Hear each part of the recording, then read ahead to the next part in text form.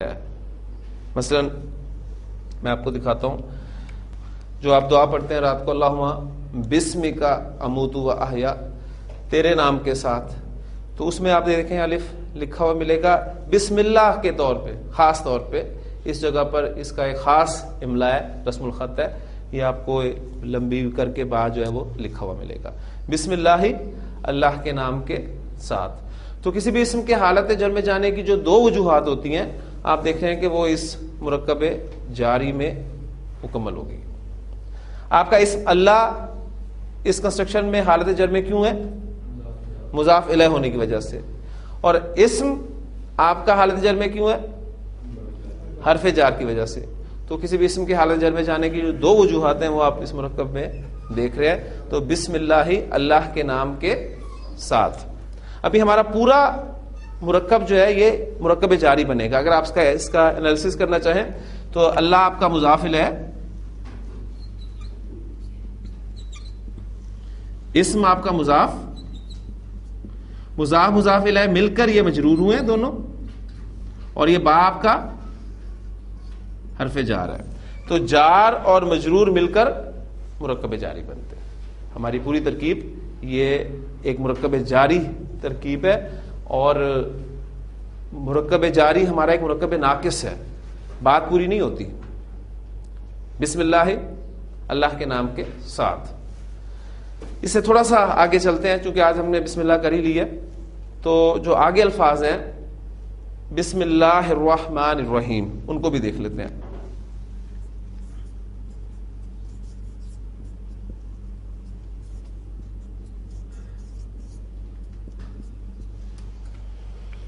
آپ دیکھ رہے ہیں کہ اللہ اسم حالت جر میں ہے مضاف الیہ ہونے کی وجہ سے، اسم حالت جر میں ہے حرف جار با کی وجہ سے، یہاں تک تو بات کلیئر ہے۔ الرحمن اور الرحیم یہ دونوں بھی حالت جر میں ہیں۔ یہ کس وجہ سے حالت جر میں ہے؟ یہ اللہ کی وجہ سے حالت جر میں ہے، یعنی یہ اللہ کی صفات کے طور پہ استعمال ہوئے ہیں، اور صفت کے بارے میں ہم پڑھ چکے ہیں کہ وہ اپنے موصوف کے مطابق استعمال ہوتی ہے۔ لہٰذا اس کا اگر آپ عربی گرامر پڑھنے کے بعد اردو ترجمہ کرنا چاہتے ہیں تو ہمیں معلوم ہے کہ ہم اردو میں پہلے صفت کا ترجمہ کرتے ہیں، پھر موصوف کا ترجمہ کرتے ہیں۔ تو اس اعتبار سے اس کا ترجمہ ہوگا الرحیم، الرحمن، اللہ کے نام کے ساتھ۔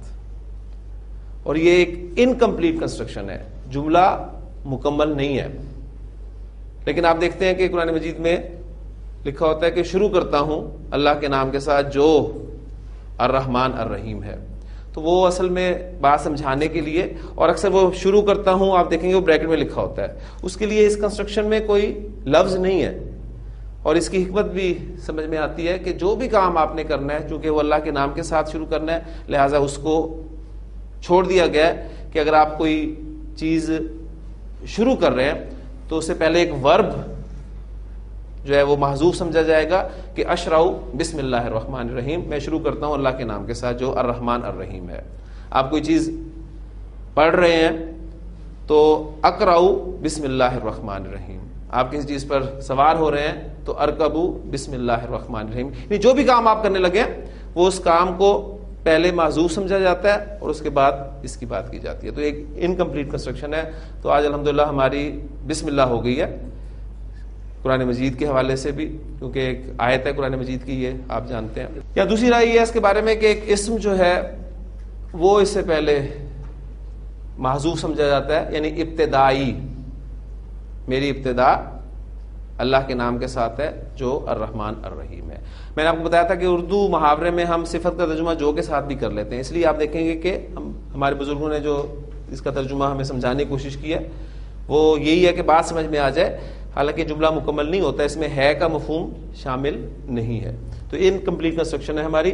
اب اللہ کی یہ دو صفات ہیں، اب اسے ہم موصوف کہیں گے، یہ دو صفات، ٹھیک، یہ پھر مرکب توصیفی بن کر آپ کا مضاف الیہ ہوگا، پھر مضاف الیہ مل کر مجرور ہوگا، اور پھر حرف جار اور مجرور مل کر مرکب جاری بنتے ہیں۔ یہ آگے کی چیزیں انشاءاللہ تعالیٰ بھی آپ صرف پہچان کرنے لگ جائیں تھوڑی سی، تو یہ چیزیں انشاءاللہ کلیئر ہوتی جائیں گی۔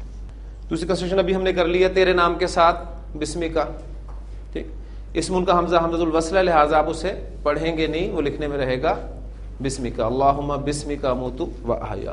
تو پہلا حرف ہمارا تھا با، اس کی حرکت آپ نے نوٹ کر لی، اس کے معنی آپ نے نوٹ کر لیے۔ دوسرا حرف ہم پڑھنے لگے ہیں، یہ ہے تا، اس پہ حرکت نوٹ کریں، زبر آتی ہے، یہ قسم کے لیے استعمال ہوتا ہے عربی زبان میں۔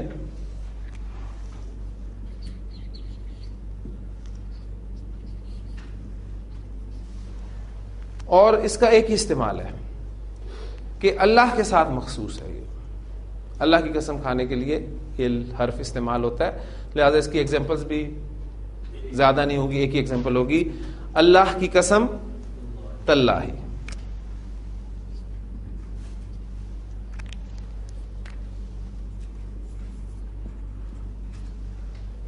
اللہ کی قسم تاللہ۔ سورہ یوسف میں آپ کو کثرت سے ملے گا یہ کنسٹرکشن جو ہے مرکب جاری کی، قالوا تاللہ لقد آثرک اللہ علینا، تو اللہ کی قسم، اس کی ایک ایگزامپل ہے۔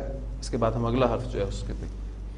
تیسرا حرف ہے ہمارا واو، اس کی حرکت نوٹ کریں، زبر آئے گی اس پر، یہ بھی قسم کے لیے آتا ہے،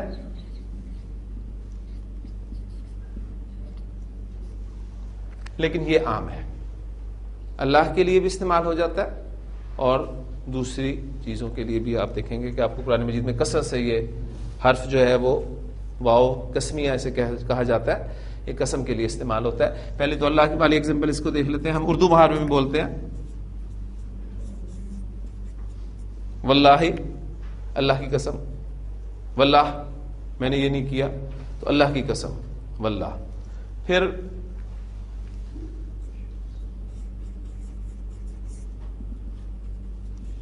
الشمسو ہمارا اسم ہے سورج، جب ہم اس سے پہلے واو قسمیہ استعمال کریں گے، حمزۃ الوصل، حالت جر، یہ چیزیں آپ کے ذہن میں ہے، تو والشمس قسم ہے سورج کی، والشمس وضحاها والقمر اذا تلاها۔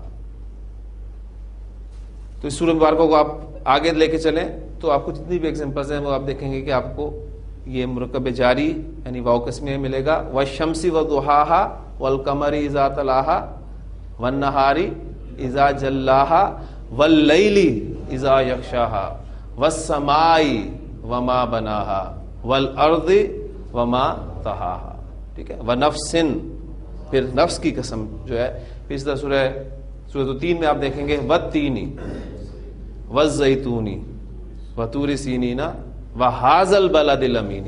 اب وہ دیکھیں، اس وقت آپ کو یاد ہوگا کہ ہم نے مرکب اشاری کنسٹرکشن کی تھی کہ یہ امن والا شہر، تو ھذا البلد الامین وہ بنی تھی، اور میں نے آپ کو کہا تھا کسی وجہ سے وہ حالت جر میں چلی جاتی ہے، تو وَھَذَا الْبَلَدِ الْأَمِينِ، اب یہ وقت ہے اس کو پہچاننے کا کہ وہ حالت جر میں کیوں گئی تھی، اس واو قسم کی وجہ سے گئی تھی، اور قسم ہے اس امن والے شہر کی۔